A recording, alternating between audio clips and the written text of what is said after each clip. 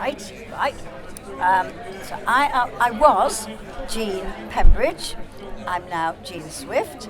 Been married 55 years, and I studied here to teach junior school children in 1955 to 57.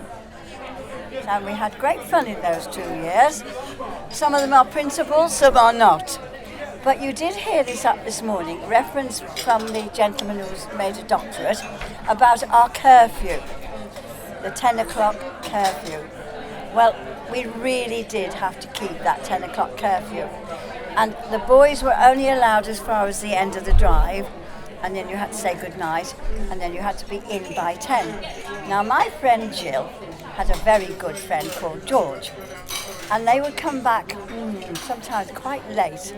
So I used to go down the staircase, and I used to look at the clock on the wall. We were in a house called Benson, which is no longer one of the properties.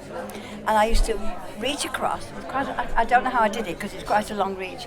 And I used to move the hands of the clock back a good 10 minutes. And then the lecturer who used to look after us as a warden in the house came down and used to look at the clock and she said, "My dears, it's gone 10 o'clock.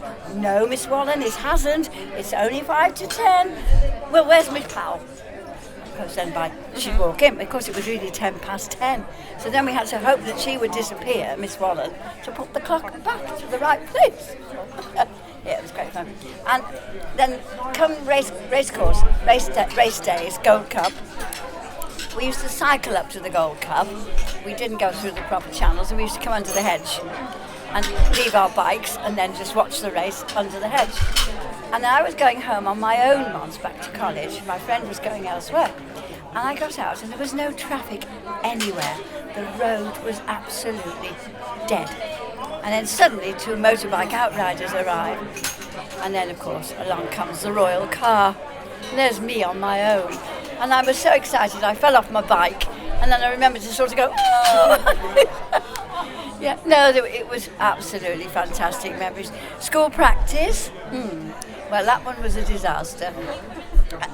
I ended up with mumps on one, didn't complete it. And then one, we decided, it was a whole school, it was a lovely village school. So all the children of sort of 5 to 11 were in the same class.